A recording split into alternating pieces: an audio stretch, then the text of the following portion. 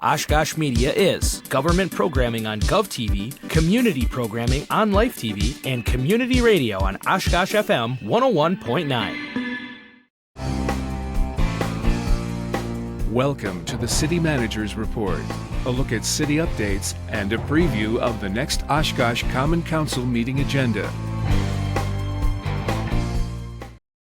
And thanks for joining us for this edition of the City Manager's Report. I'm Andy Radig, and in a moment we'll be joined by City Manager Mark Roloff. As usual, in the first half of today's show, we'll have some municipal news updates, including information from city departments and things happening in Oshkosh. In the second half, we'll highlight items from the upcoming Tuesday, April 11th, Oshkosh Common Council meeting agenda.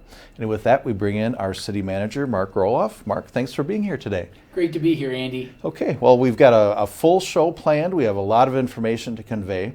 And one thing is that recently we had our spring election that was on Tuesday, April 4th, and we'd like to review the unofficial results of that. Yeah, it's really interesting because we had nearly a 50% turnout according to the statistics that City Clerk's office was piecing together. They're still getting the final results.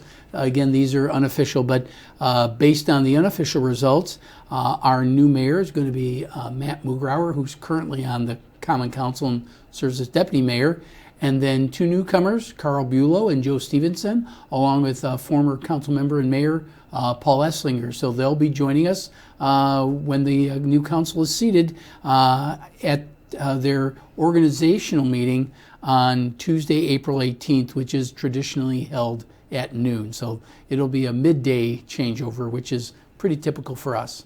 Mm-hmm, that's right.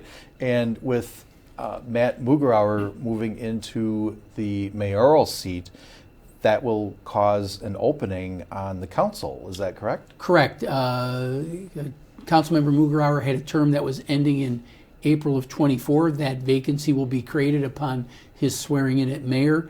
And so council several years ago had adopted a new ordinance that kind of prescribed to staff to, once you become aware that something is going to happen, and now we're aware that the vacancy will be created, that we can already get started to start promoting it and give people enough time to start thinking about it and putting in a process for council to select somebody. So the council, based on that prior direction, we're working backwards from April 25th, where we believe the council will interview and select a new council member to replace Councilmember Mugrauer from among whoever applies for the position. So you'll see promotions, press releases, notices in the paper starting right away, and they'll be running through April 20th at 4:30 p.m. That'll be a Thursday. That'll be the deadline for people to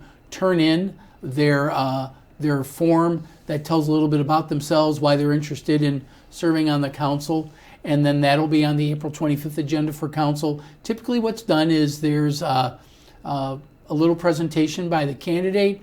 There may be some questions and answers from the council. The public is also allowed to weigh in if they've got any thoughts to share with the council. And then the council will go through a process to select them. But the first thing is getting the ad out, letting people be aware, and the deadline is Tuesday, April 20th.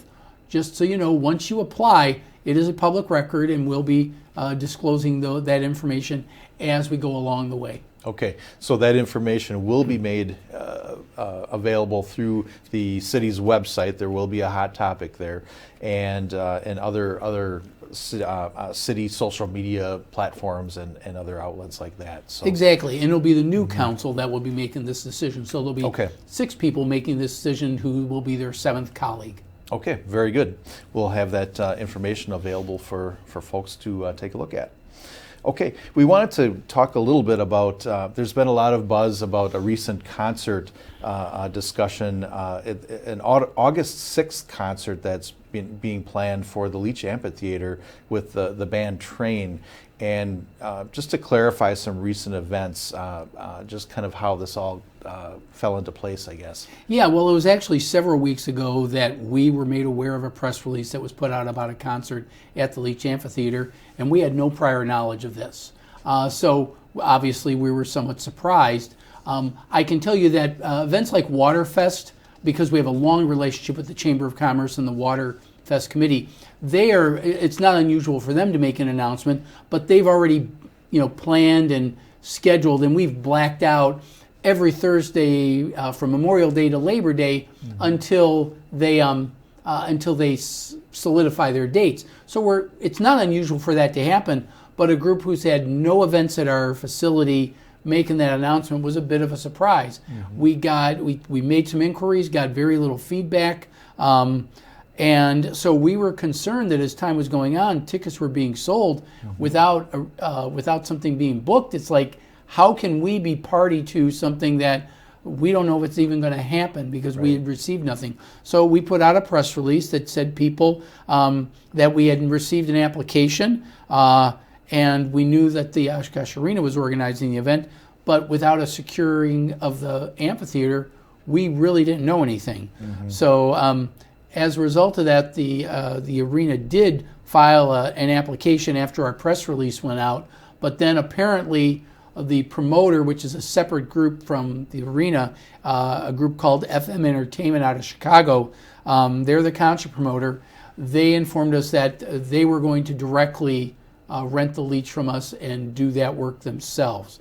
So they're now working, FM Entertainment is working with our Parks Department to secure the Leech facility for the concert.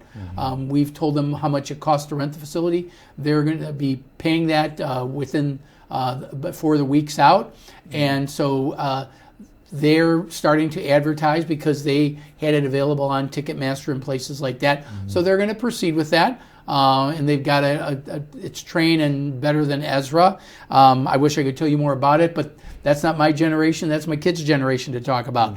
The ticket sales are going to continue to be handled through Ticketmaster. So sales are back, and that's their responsibility. We simply rent the facility. We've done this in the past for some concert promoters that just simply want to use our venue because they really like it. And so that's not a surprise. So the concert date and time remain the same. It's going to be on Sunday, August 6th.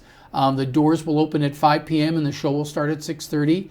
And we're familiar that FM Entertainment has been doing this for a very long time. And I think the fact that they're paying up front demonstrates that they have a willingness and they understand the responsibilities that go with putting on an event of this nature. Right, they're walking the whole process through, and everyone can be assured the concert will be happening, and it's going on as scheduled, and tickets can continue to be made available through Ticketmaster. Yeah, so we're pleased that that's going to proceed. Okay, another fine event for the Leech Amphitheater for this summer. Really, and that's what the Leech is intended for, events like this. So we're excited to be able to do it. It doesn't matter who's putting it on, as long as they're reputable, pay their bills, and do those types of things. We're good, and it sounds like it's going to be a wonderful event. Very good. Okay. Well, over at Go Transit, they have a new service that they have just launched, and it's called Go Connect. And this is what they call microtransit pilot program with service from Oshkosh to Neenah and vice versa. So this was replacing the Route 10 service that they've had for several years. Yeah, Route 10 was a significantly larger vehicle that was pretty empty through most parts. So the idea that we've been working with Winnebago County, that they know they need to get workers from one side of the county to the other between the two different transit systems. So this is the route that Route 10 was doing, and now Go Connect will do, to connect up with the Neenah Transit Center. So the rides are scheduled by request, and they can be scheduled up to a week in advance, which really works well for people who are working. And over half of the riders on the previous Route 10 were doing this for work. So clearly it's something that's in need, but the demand just wasn't as high enough to justify a full-blown bus. So this is a much more cost-effective way. So you can schedule the ride by request. Both the initial trip and the return trip must be scheduled. So, for example, if you're going to work from Oshkosh and working in Neenah, you got to schedule, I need a ride from Oshkosh to Neenah and from Neenah back to Oshkosh. Right. So they won't be on the fancy buses you see here. We are contracting with City Cab, and the cost of these one-way trips is $5. And you might share a ride with somebody, you might not, depending on time of day and things of that nature. But it's about calling ahead. And then we've got this pilot program. It launched on April 3rd, and it'll operate through March of next year. And if successful, the county and the city will discuss if we want to continue to do it. This really it's a partnership with Winnebago County, but it's a program that Winnebago County puts on. We have assisted in this because we can take advantage, because we're the designated transit agency for this area, so we can take advantage of state and federal funds that can offset the cost for the county, which makes it's good for all of our taxpayers, so that's good. But it's a partnership with the county, and we're happy to do it. So you can check ridegotransit.com for more information, and you'll learn more about Go Transit routes as well as this microtransit program. Okay, very good. And we'll continue to pass along any updates from Go Transit. All right, over at the Oshkosh Fire Department, we have a very fine fire department, and I think this was spotlighted recently. They had an awards ceremony on April 1st, and they gave out several awards to firefighters, community members, and local businesses that are involved or connected to the fire department in some way. It was a great recognition, because awards weren't just given out to Oshkosh firefighters. There are a lot of those as well, but also to community members and businesses and partners in other fire agencies. Some fire departments received awards for life-saving duty and exceptional duty, and the exceptional duties were also who I recognized as Employee of the Year at State of the City a few weeks ago. So some of the ones we want to highlight were some citizens. Dustin Chapin, Sherry Esslinger, and Craig Lasibowski were given what we call the Guardian Angel Awards for their quick thinking and actions during emergency situations. They helped provide service before our folks got there. So keeping somebody alive until we can get there and put our hands on them and get them to a hospital is so important. Right. And these folks took that initiative. They did it on their own accord, so it was really worthwhile to do that. There was a teamwork award, and that's where we give it to another fire agency. And Chief Mick Becker, he's with the Van Dyne Fire Department, for their excellent work. And if there's a call out in the Van Dyne area, Chief Becker is typically out there for virtually every call. So he's had a great relationship working with us, and we wanted to recognize him. Sure. And then there's also an award called Friends of the Fire Department, and that went to Charlie Harrison and his family. Andy, I know you're familiar with the toy drive. They're the ones whose living room is absolutely filled to the ceiling with toys. They do away with their Christmas to do a Christmas that is given entirely to the fire department toy drive. So it's just wonderful, the generosity of the Harrison family. And then Lowe's Home Improvement have done some great support for our department with equipment and tools and things like that. So we wanted to do that as well.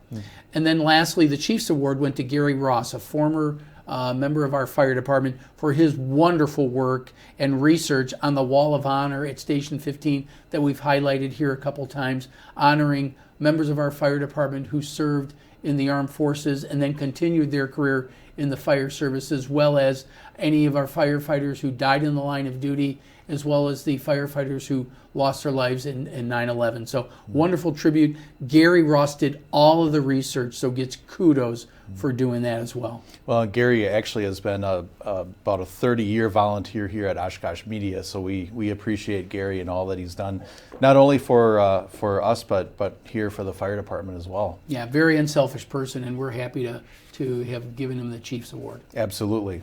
Okay, another wonderful thing that has been happening in Oshkosh, actually in the aftermath of kind of a bad thing, the Taking Route 2 campaign continues to be successful. And we've seen so many of these ash trees fall to the emerald ash borer, but this is a way to kind of bring new life to our city. We really need to replant the terraces that are now vacant because of so much damage caused by the emerald ash borer. And a lot of people don't necessarily, if you don't live in a neighborhood with ash trees, you don't really understand it, or you learn what an ash tree is when you see the devastation.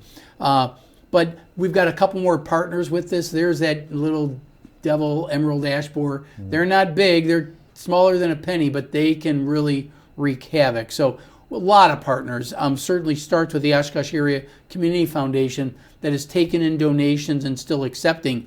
And most recently, the Downtown Rotary and the Southwest Oshkosh Rotary each donated $10,000 towards the campaign. And then we were fortunate enough that we applied for and were awarded a $25,000 urban forestry grant from the Wisconsin Department of Natural Resources for the same program. So we know that terrace trees are an important part of stormwater mitigation, air purification, and more reasons. Certainly the aesthetic part of that, but this is what it looked like as we were taking down all the trees. And so obviously people want some trees replaced. So if you want one of the trees that came down in your terrace replaced, or you just have questions about taking root in general, or any forestry related topics, please give Travis Dirks, our landscape operations manager, and he's our city forester. Just give Travis a call at 920-236-5080. Again, Travis at 920-236-5080. Okay, very good. And we also have a new community survey that will be coming around very soon. This is the National Community Survey. Folks might be familiar with it. We conducted it last year, but this is returning again very soon this spring. Yeah, we want to time it to get it done in the spring, so we've reset it. And the survey asks questions about quality of life, important characteristics of our community, and what you think about services provided by Oshkosh, and what priorities that we have for the future, and get your input on those things. It's called the National Community Survey because communities that use the NCS, National Community Survey, have found that the tools help their leaders identify clear priorities. And this helps with strategic planning and budget development, and that's exactly what we use the results of the survey for. And then it becomes good benchmark data so we can compare ourselves with cities throughout the country that are committed to high quality service. So I'm really pleased that we're able to use this as a benchmark. It tells us if we need to improve and where we need to improve and how we compare with others. Right.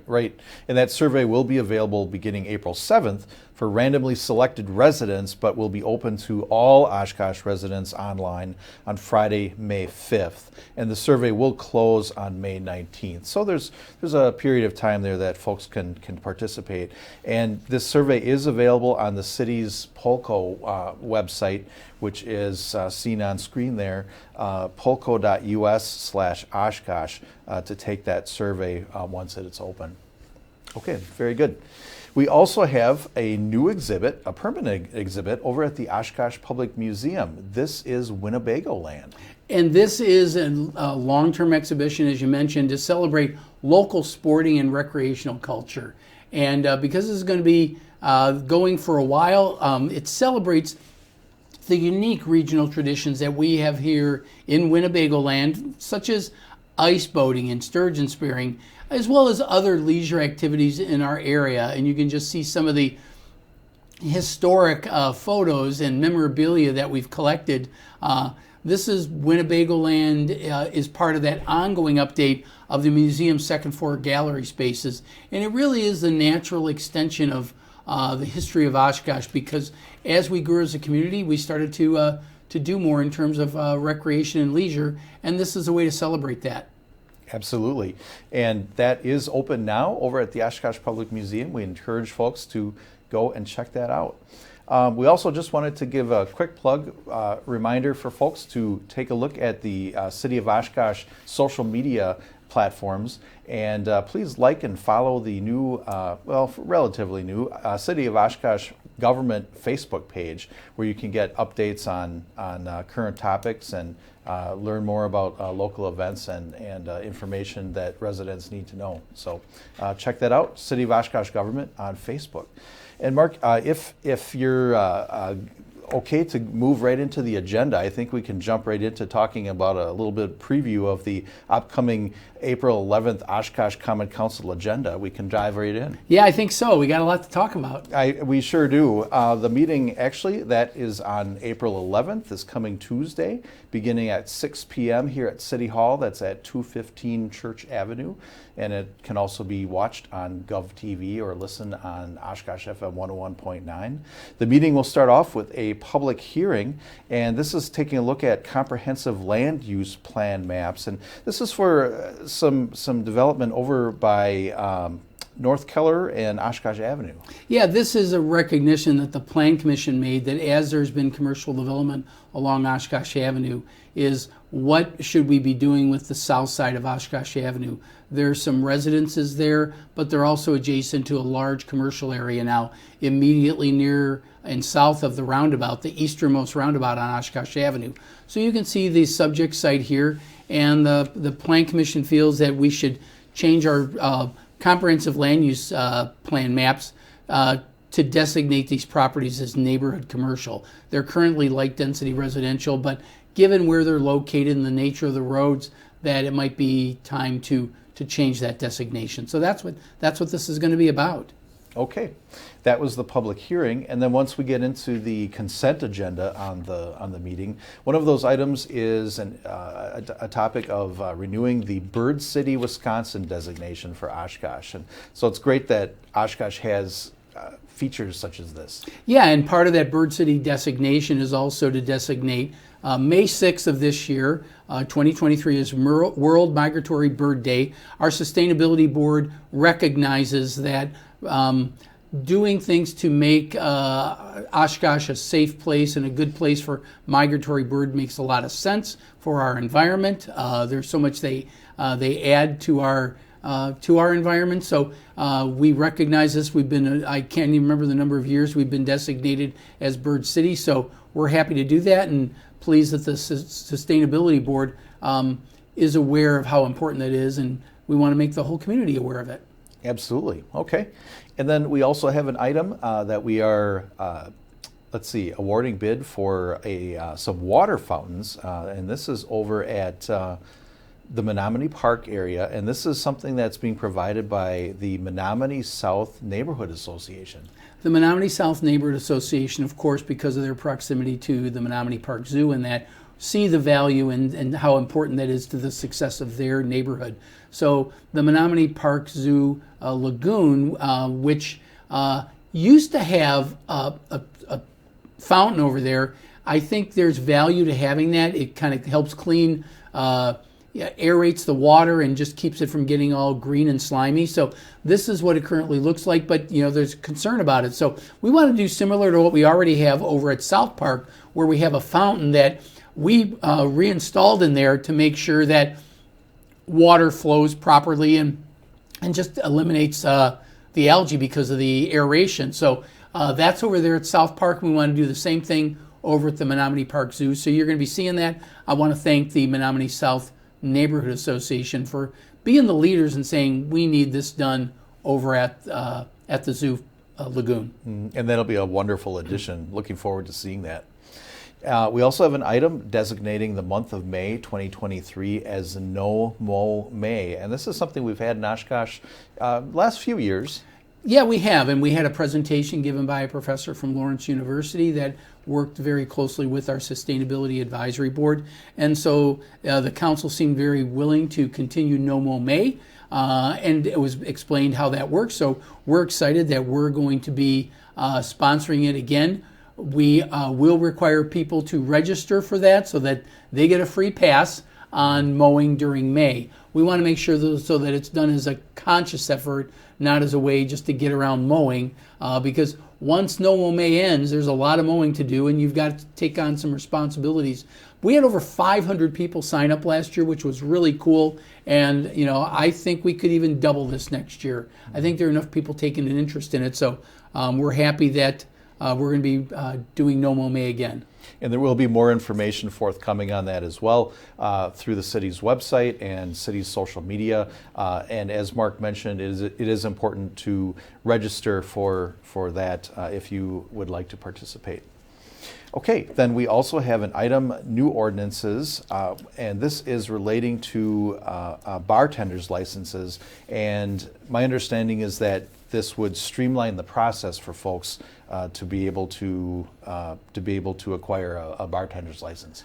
Yeah, if somebody wants to be a bartender, they have to come in and they get a background check done and things like that. But sometimes if they apply kind of off kilter with a council meeting, they could be waiting as long as a month to get an answer. So we wanted to try to clean that up, and what we're going to do is change the process so that instead of requiring council approval will only be required if staff is recommending against giving the bartender's license out. Then they can appeal it to council, and council can make that decision. Otherwise, if they check out with the clerk's office and the police department, there's no reason we should make them wait. It's a little bit of a process improvement thing. I want to thank the city clerk staff because we have some folks who had some prior experience in a clerk's office, had a good outcome with that, and recommended it to us here. And it's great to take these great ideas and apply them to our organization. So we think it'll be a great improvement and will be a good service to our community. Streamline the process.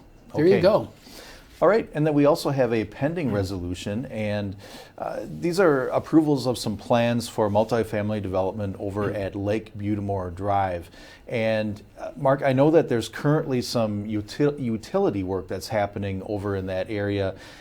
Is that some work that's happening for this project? Well, not necessarily, because a lot of people don't realize that area up there, and it's really near the intersection of US 45 and Interstate 41. So you can see the property there, but and there's some residential units in that area as well as along with some industrial areas. We have what's commonly known as a dead-end water main that is not looped. What that means is we only have one way in to get there, and if there would be a water main break, you'd be completely out of service. If you have a loop in your water main, it provides a better, more reliable source of water, so that if there's a water main break, we can isolate it and keep serving the rest of the area. So that's the primary reason that we've added utilities over there. But will it facilitate development such as the one proposed? And this is a pretty ambitious housing development of up to 500 units. The council is only considering the general development plan for this area along with the phase one, which is only about 80 units. Okay. So I know there's some legitimate questions about traffic, and that's something that we need to take a look at. But with phase one, with only 80 units, it really isn't going to be much of an issue. In fact, we've worked with the Department of Transportation and the Department of Natural Resources, and they've signed off on everything we've done. So I think that there's perhaps a little misunderstanding about things. One of the things we're doing on the day before the council meeting on Monday, April 10th, is we're going to have a neighborhood meeting right here at City Hall for both residents of the city and non-residents of the city to hear about that. And I'm sure we're going to learn some things and get some questions answered for them and hopefully clear up some of the misunderstandings. But this has long been planned for some type of development out there, so it should come as no surprise that this development is that should have anticipated this development.